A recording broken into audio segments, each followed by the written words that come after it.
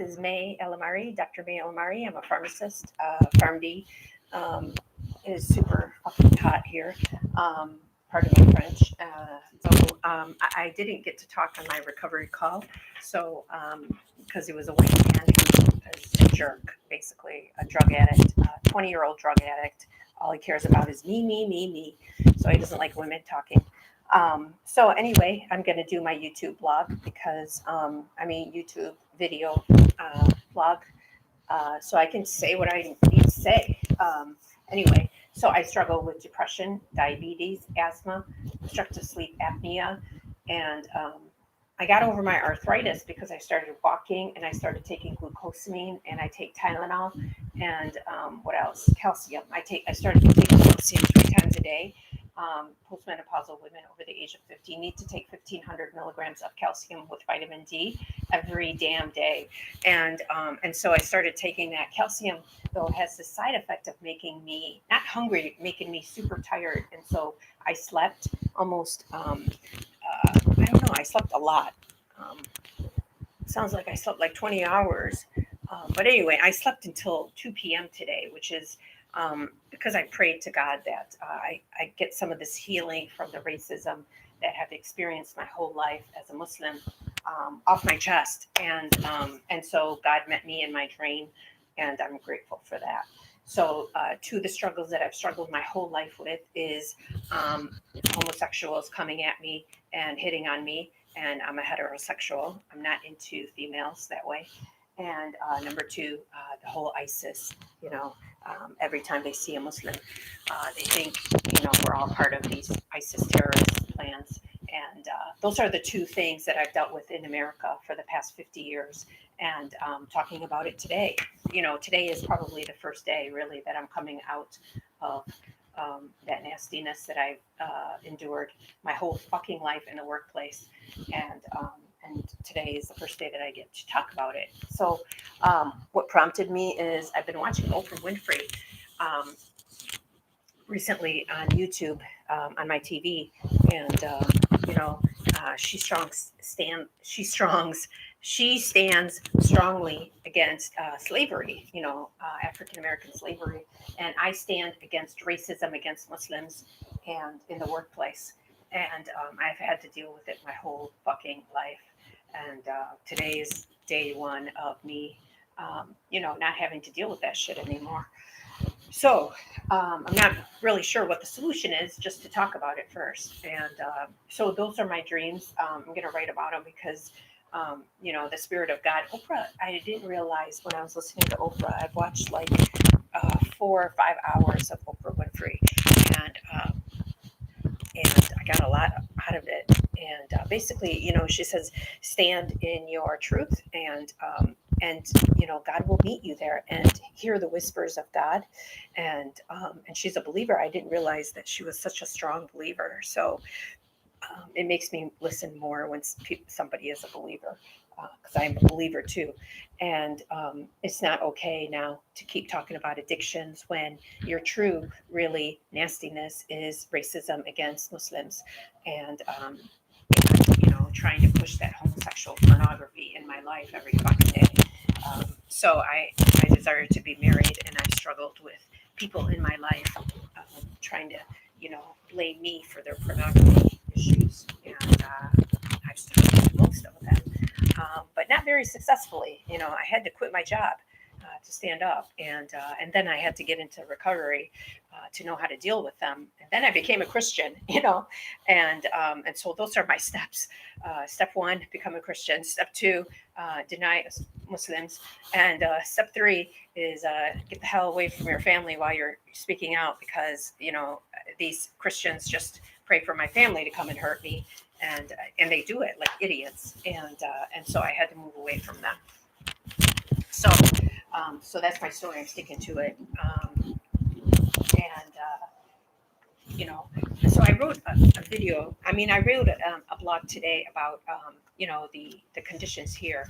And I guess I'm blessed. I really am blessed that I get to stay here. I live here. But then again, on the other side of it is we're still killing insects. Like I'm still killing 4 insects every day.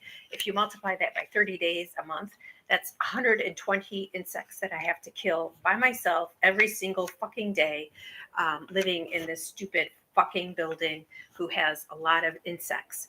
And yes, we ordered, like, I've done those foggers and the bug bombs, and we've even had somebody from Mr. Orkin come in uh, to my apartment. But they're still here. The bugs are still here. Yeah, they're less, they're smaller bugs now. They're not as big. They used to be like this big, red bugs. And God, they're just really, really gross. And so I went to the store down the street and I bought some, what do you call it? I bought plugins because that works.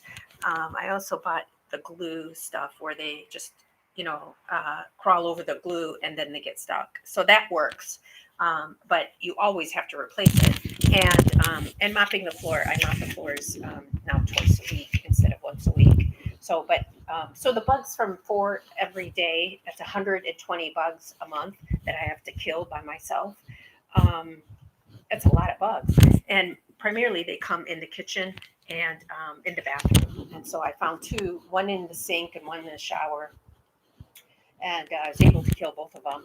But every night, basically, every night as the sun sets, these bugs come out.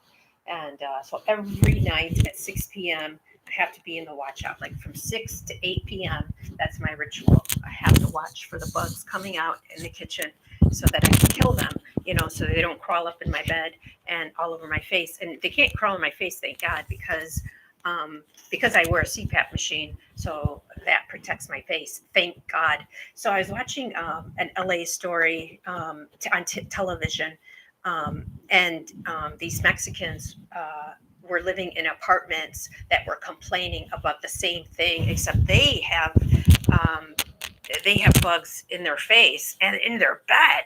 And so they took a picture, and I don't remember. I think it was like, I don't know if it's ABC News or Channel 2 News, whatever. It doesn't matter what channel it was. The main point is a lot of people in Los Angeles have to deal with this bullshit of having insects in their fucking bed in their apartments, and we don't like it. So we're white, we're black, and we're Mexican, and we don't like it. And I'm going to be the spokesperson against these insects. Until somebody does something about it. Take 10% of the rent that you get free from the government and pay an insecticide service, assholes, to get rid of these bugs. And you need to bring that person every single month to every single unit. So anyway, what grossed me out is these Mexicans were, crying because they have like 5 roaches in their mattress. Um, and it's gross. It's really, really gross. And so, for me to move at this point, it's like, okay, well, I don't have roaches, but I have small bugs. But they're on the floor. Like, I don't want to move to another apartment and have, roaches crawling in my mattress and in my face, So anyway, you have to deal with that here in this poor fucking city of Los Angeles. It's disgusting. And so I had to write about it today because nobody does anything about it. So, and anyway, the other big pet peeve of mine right now is, they locked the laundry room downstairs. And yeah, I used to always go to the laundromat, no big deal. But when it's 95 degrees outside, it's really hard for me to breathe. And so I really like that laundry room to be opened up. So I need to write a note, like they ask us to open the laundry room. It's been closed for 5 weeks, and I guess I've been giving them grace. But at some point, you got to complain. So, what keeps me healthy and sober is just to look at my past. So this is my past. This picture of me and my sister in my brother's house, and he liked that white leather.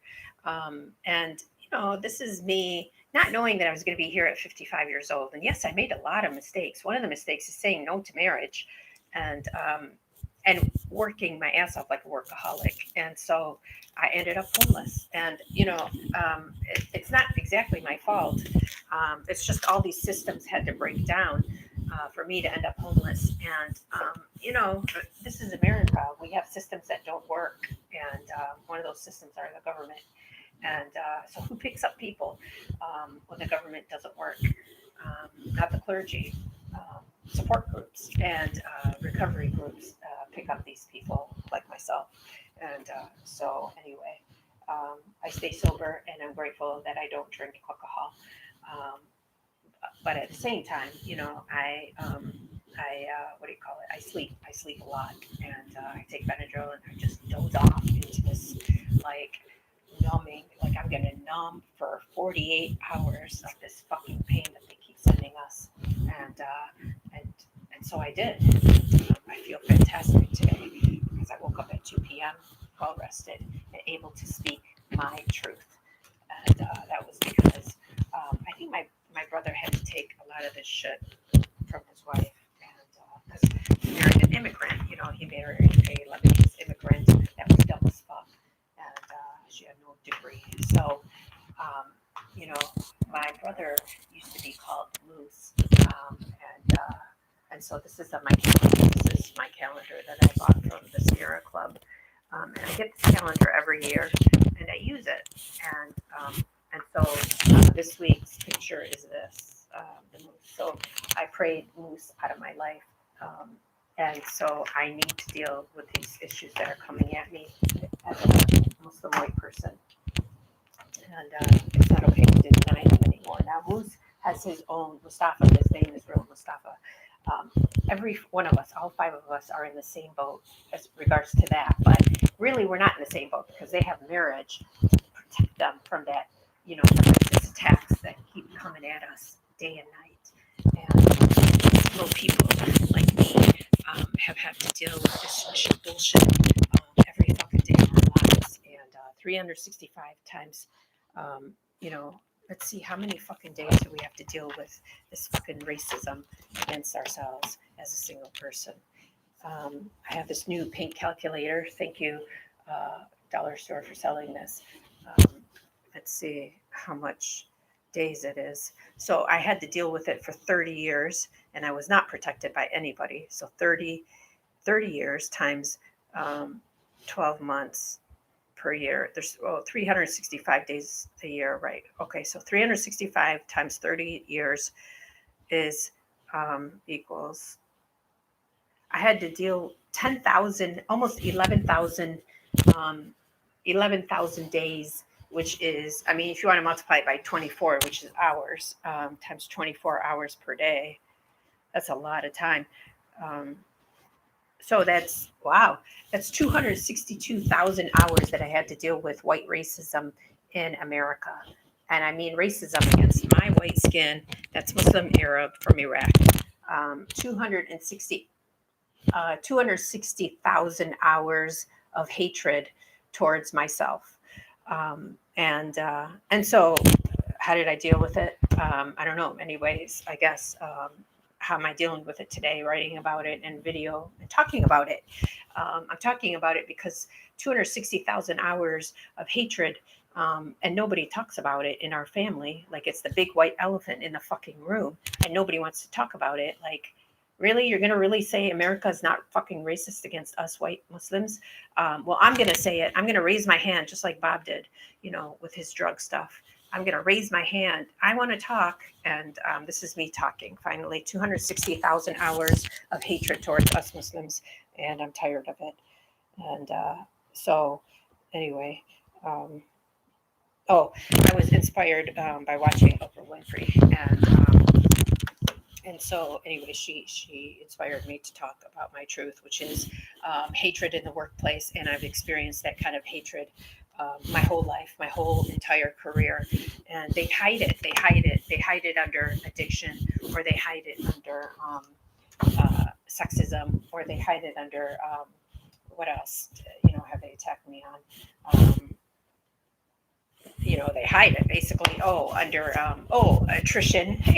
Attrition, right? I worked for a white Catholic institution called St. John, which became Ascension Health, and they hid it under attrition. And they considered me a person to be unemployable. When I came back from the Hajj, talking about God and the Holy Spirit and all this other stuff. And I as a Muslim was teaching Catholics what the Holy Spirit is. I mean, how fucked up is that? Anyway. So the Catholicism never believed in the Holy Spirit, as far as I can tell from Michigan, and now they do. And so, and I brought that to Celebrate Recovery, which is the church that I went to. Um, and I keep looking at this because I want to, you know, save the battery. So how do you do that? Shift. Um, you know, you have to look up all these things at 55 years old. It's like at some point, just back off. You know, it's like that commercial, drug commercial. I love that. That's how I feel about my life. Back off. Like you can't tell me what to do anymore. It doesn't work. So, anyway, thank you for letting me share. I feel so much better. I know the stupid leader on the 3 p.m. call, um, you know, said my name and said, "Oh, sorry, we can't call. You'll have to join 6 p.m." No, I'm not going to join 6 p.m. call. I'm going to get on my YouTube video blog and I'm going to talk all about my problems with none of you fuckers listening to me. None of you. And so, so here I am, you know, having my own video blog. I make it public. Anybody can just look up my name and see these blogs. And yeah, I've come a long way, baby. I've come a long way. And so I guess I could give you a video diary of. Oh, and then my older brother has a fucking nerve, you know, when I called him. I'm not going to call that bastard anymore. But basically, you know, he gave me this pharmacy profession because he didn't want to do it anymore because he's a stupid asshole. He can't memorize drug names, you know, and he thought he was doing me a favor. He was I never really wanted to be a pharmacist. I wanted to be a doctor, and so anyway, um, this is him. This is him, stupid jokester. I hate his guts. He said, "Oh, you have to have a legacy." I was like, "Fuck you with the legacy." I didn't say "fuck you," otherwise he'd probably come over the phone and, you know, try to kill me.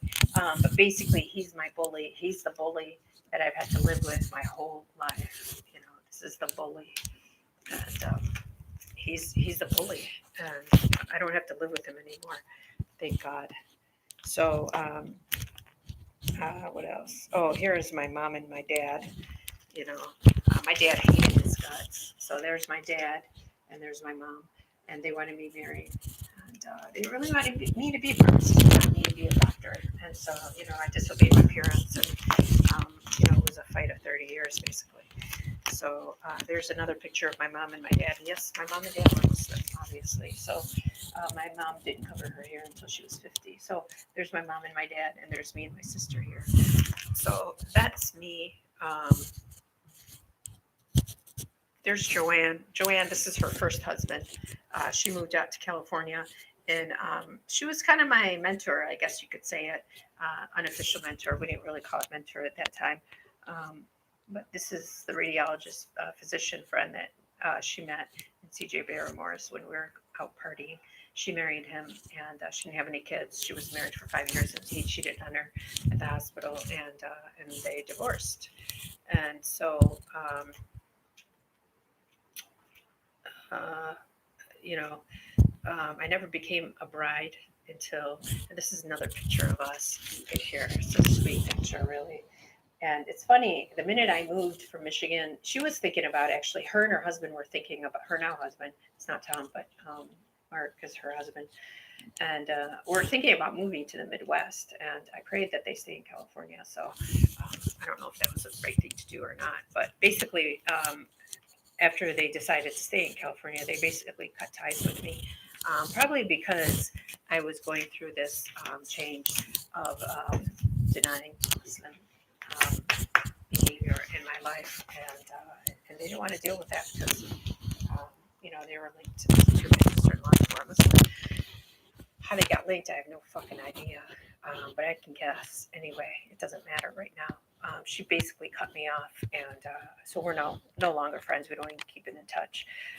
And so I'm in Los Angeles, and she's in Fresno, and you know, let her breathe that stupid air, and she'll probably die of her stupid lung disease, whatever it is. I don't really care. At this point in my life, at 55 years old, with no job, I have to start caring just about myself. And I care about myself. I care about myself by writing. I care about myself by saying no to Unity Recovery, um, and and coming on this video YouTube channel to make my own YouTube channel And maybe one day, I'll have my own recovery system. Instead of Unity Recovery, I'll call it May's Recovery, May Alomari's Recovery Program. And you're not going to be able to join unless you're an abuse um, victim. And I'm going to make it all for abuse victims and any fucking drug addict who abuses us psychologically or sexually or spiritually will not be allowed on the call. And so that's how I screen my people. And that's just an idea I have right now. I don't know how that would happen. I can't even I don't know how to do all that technical bullshit that's required to do that. So, and can't afford it right now. So, the fellowship, that I get with recovery circles. These are the pros and cons. I had to write it today because I'm not getting what I need, which is a job and protection financially. And so the pros are number one, I get love. Number two, I get acceptance. And I get three, being heard, although I wasn't heard today. So love and acceptance is what I get. On the con side of it, it's extremely competitive. There's a high, high rate of competition. And I don't appreciate that bullshit competition. And so I call them out on it. Number two, fear. Um, I'm made afraid of being myself or saying what I want to say. And I'm not quite sure where that is coming from, but it's probably their fear of hearing me. And number three is it becomes an addiction actually to go on these Unity recovery calls and hope, somebody cares about you when you're talking about your damn issue. Nobody's going to care about my issues. And that's been proven time and time again. Nobody cares about this ISIS anti-Muslim rhetoric that I've had to deal with for 50 years alone by myself without any fucking support whatsoever. Nobody cares about this ISIS anti-Muslim bullshit rhetoric that Republicans have seared into people's heads and memories since George W. Bush. And so nobody cares about that.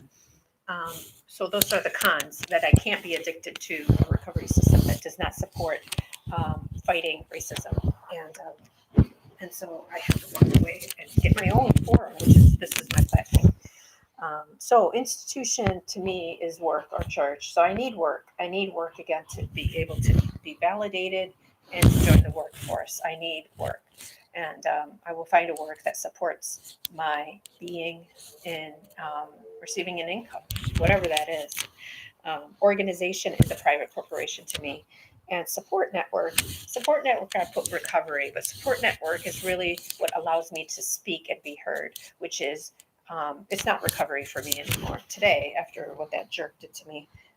My support network is Google. I have a video blogger on Google.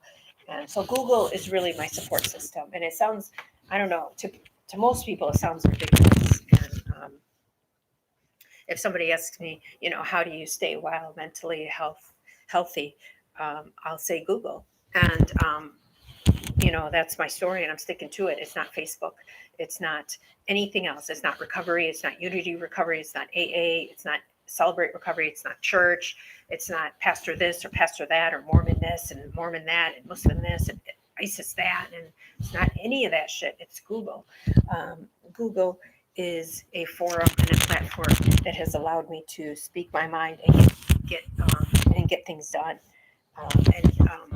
One simple example, I guess, for Google is Chrome, the Chromebook, and so the Chromebook to all the kids, and I don't know if it's just Los Angeles or across the United States, but I think it was just Los Angeles that they gave Chromebooks to all these kids when they had to go homeschool, with COVID-19. And so I know Google is listening and I appreciate that because they have a good, strong voice. And I also know they're listening because of the Me Too movement and Time's Up. And they are the ones who committed to looking at sexual harassment in the workplace. And I'm appreciative of that because in some aspects of my career, I've had to deal with that as well. And successfully for the most part. Just told them to back off, basically, professionally. Back off, get the hell out of my life. Or we don't need you anymore, or you're canceled off the committee, basically. And so that's how I deal with harassment. And I ran the safety committee, so I could call whoever I wanted on my committee and exclude anybody I wanted. Kind of like that jerk did to me today on Unity Recovery Call. So, that power is pretty amazing, and I don't take it lightly. So, um, I don't know.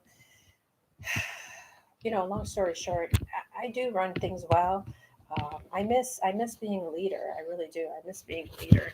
And my brother pissed me off by saying, you have to work on a legacy. No, I don't have to work on a legacy. I watched Oprah Winfrey, and basically she said her legacy are all the lives that you've touched in your life. And I've touched a lot of people's lives. I mean, I worked early on in my career. I worked at a drugstore, so I touched all those lives. The people coming in for the prescription medication, um, and God knows, how many prescriptions we filled every damn day. A lot, like 200 prescriptions a day. So that's a lot of prescriptions, and that's a lot of people you have to deal with it every day. I mean, we didn't have 200 coming into the store, thank God, but um, whatever. And we had at least 100 people coming in to pick up prescriptions every 8 hours that I had to work. It wasn't even 8 hours. It was like 10 hours, 12 hours, 13 hours. They weren't even 8-hour shifts, which is crazy. So anyway, my legacy is to speak up and be counted, kind of like the census, basically. Speak up and be counted. And, I spoke up against their nasty hours after I left. And they finally gave their employees 1 hour lunch hour where CVS decides to close. Wow, it took it 50 fucking years to give us pharmacists a lunch hour. Thanks a lot. I'm so grateful. Maybe I wouldn't have type 2 diabetes, and a food addiction. If you didn't make us shove food in our face when the customer is looking right at you. You got to shove a hamburger right in your damn face. They won't even give you half an hour to sit down and have lunch, without people in your fucking face telling you, where's your prescription? Where's my prescription? So that's my legacy, speaking up and getting things done. And so my career started in retail. And the minute I got board approved and I passed the board exam in 1989, I went directly to hospital. I'm like, me the fuck out of here. I couldn't stand people complaining constantly in my face, at the age of 22 years old. I was like, I couldn't handle that. I already had to deal with domestic violence at home with my mom and dad screaming at us every day. I couldn't handle the customers screaming at us too. And so anyway, I found a hospital that hired 5 of us new grad interns, and they converted us over to pharmacist um, status once we passed our board exam. And I remember when I got my board exam results, my sister called me, or I was calling my sister, or something like that. And she was at home, and I said, "Open up the envelope and let me know if I passed or not." She did. She opened up the envelope, and it said I passed. So, like, what would I have done if I didn't pass? I don't know. Probably drop on the floor, but basically, I did pass. So, and I only studied I didn't. I mean, I studied. I think I studied 3 months straight for um, a lot of hours, like maybe 3 hours every single day. And that sounds like a short time. Short time. Sure, I studied more than 3 hours. But basically, I studied for 3 months. I think it was 3 hours every night, and um, and there was one book, so I just one small, the book was this small, like a 5x7, small book, 5x7. I studied 2 books actually. The one 5x7, and the federal law book. I studied that as well. I don't sell that federal law book anymore. Um, and and I studied something else, a pharmacy workbook. So I studied 3 books in 3 months, 3 hours a night, and I passed. So I don't want to take that exam again, and it's all different now. It's not sitting down and taking. I mean, it might be sitting down take it, but it's all online. It's computer, and it's like my computer skills are not. Um, what do you call it? They're not as good as me handwriting an exam. So I don't know how to test electronically, and I don't want to learn it either. I'm 55 and diabetic, and I'm alone, and I don't want to learn it. So I'm not going to learn it. They're just going to have to either adjust. Um, make accommodations for me, or or I don't do it and I find something else to do. And so those are the decision points that I have to make. And I've been in that kind of limbo state for the last since 2013. Really, I've been in that limbo state, and I guess it could take me a legacy just to even um, think about not even doing pharmacy at all. Really, after all the psychological work that I've been doing for victims of sexual abuse. Uh, what was I going to say? Oh, so anyway, I don't think I'm going to go back to pharmacy.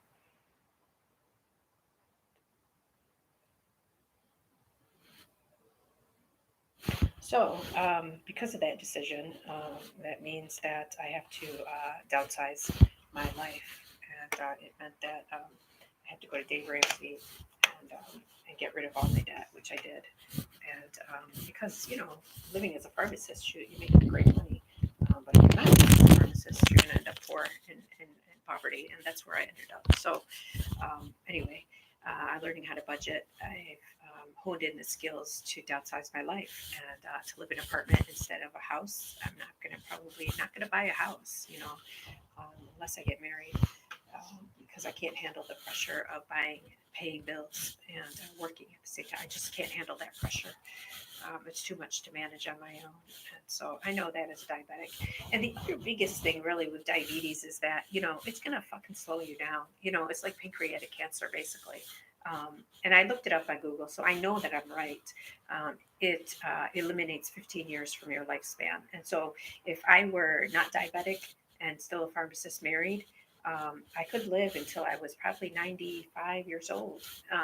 But because I have diabetes, my lifespan is reduced to 80, living till I was 80 years old. And so, that's a lot of, that's a lot to deal with, to know that diabetes really has, it actually reduces your lifespan by 15 years. And I looked that up on Google and they kind of confirmed it. So they've done studies, and I read the studies on accredited journals, and it says basically, what's your diagnosis with diabetes? You have like 15 to 20 years of a lifespan, and your lifespan will be reduced compared to a person without diabetes. And so, if you think you're going to live until you're 90, if you're diabetic, you're going to live until you're 75. Your lifespan is reduced 15 years. So that sucks. That means that I actually may not ever collect my Social Security as a retiree. And so I have to make these kind of big, huge financial decisions based on my diabetes. And that sucks. I want to just cry, crawl up in a little, a little ball, and you know, not look at any of that shit. So, but I'm not going to do that because that would be immature. Um, and so I'm not going to do that. So that's why it's taken me so long. It's taken me since 2013 to kind of put this shit together by myself. And so anyway, that's the truth. And so I have a good income if I were to retire at 67 years old. But my diabetes is not going to it's not going to take me to 67, living this way. It's stressful being single and managing all your bills by yourself is without an income, without a job, is it's not going to take me. I'm going to die. I'm going to die by 65. So what do I do? What do I do? What are my backup plans? And I tried marriage, didn't work. I'm trying marriage again, and so I'm dating this guy, Benny a Fish, and he works for the army. So he just got shot in his leg, and I didn't want him to get shot. It's like, God damn it, fucking a, you know. So I'm pissed off that he's shot, and now he can't perform in the army. And he's just sitting, feeling sorry for himself.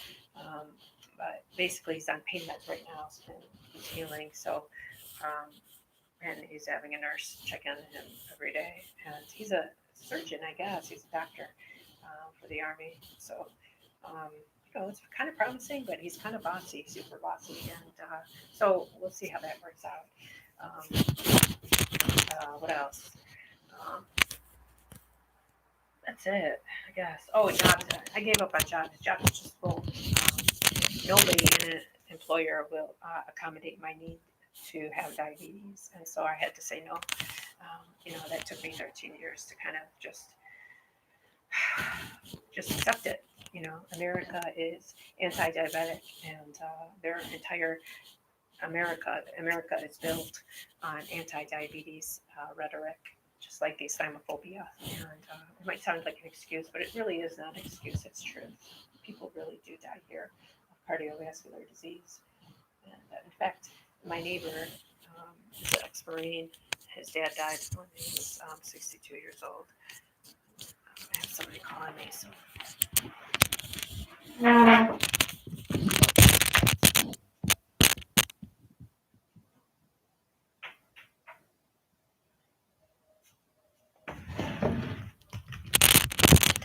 All right, anyway, I'll call back, or I can call back. But basically, um, oh, he's an ex-Marine, and he got Marines because of issue. Just trying to get back into at least a veteran status. I told him to fight for that, so he has to get his record expunged or something like that.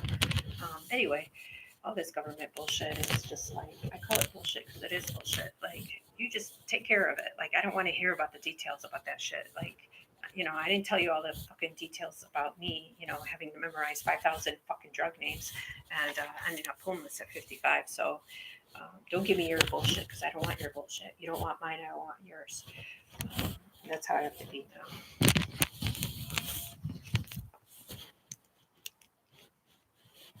Hard to ask for acceptance, right? So these are my prayers. Fellowship doesn't work. It just doesn't work. People don't want to listen. They don't want to do anything, even though they have the financial power to help you. They won't, just based on racism. And so I write Google, please fix it for me today, November 14th, 4 p.m. Pacific Standard Time. Amen.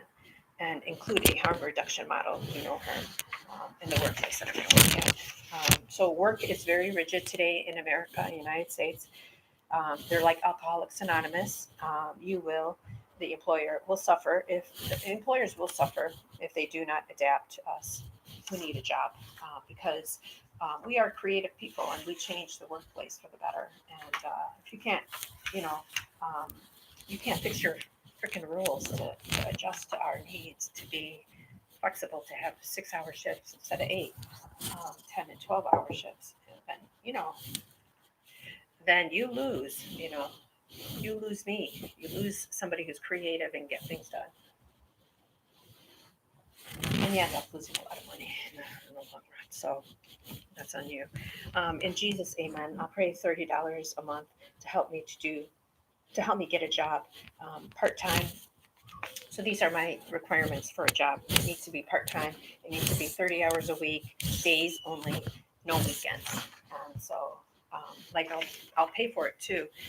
If you screen out all bad employers from hiring me, so I don't have to quit all the time because they are very rude and racist. And so I said, I need self-validation, join the workforce. And you need to develop either an app or something. Fill in the blank. Develop something that's going to help me screen to get me job interviews. And I'll pay you like a gym membership. So fix my problem and send it to me through email or text, and I'll sign up. It's so free, my FitnessPal version of a job, and I'll be right there for you. So that's my prayer. This is my phone. I like this because it's Paris and it reminds me of happy times. And I'll end this, I guess, with something good.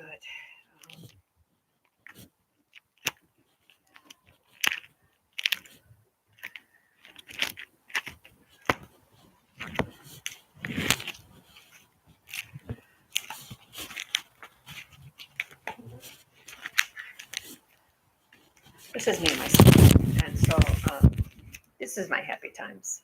My sister put up with me, I put up with her, and long story short, I wish she would stop smoking and drinking, but my brother told me just to leave her alone, so I'm gonna leave her alone. just leave her alone. Those are our boundaries, you know. And so my boundaries are: I'm not working, I'm staying homeless. That's my boundary. And I'm staying Christian. I'm not going to go back to Muslimhood. I'm not going back to Islam. So those are my boundaries. Your boundary is drinking and smoking. My boundaries is staying Christian. So you fucking Muslims can stay the fuck out of my life for good. Because you hurt me so fucking bad by not letting me marry who I wanted to marry, which were all Christian boyfriends. And so, yeah, fuck you. You know?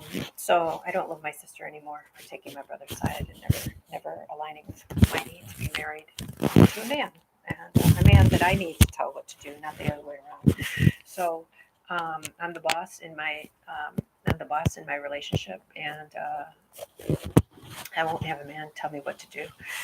So unless he's my, what do you call it? Unless he's my boss, and then.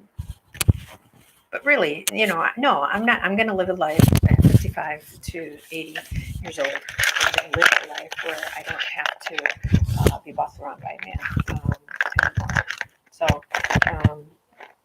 that's it. That's my story. Thanks for letting me share. It's 5:41 p.m. I need to get some things done today that I haven't gotten done yet. So one of them is laundry.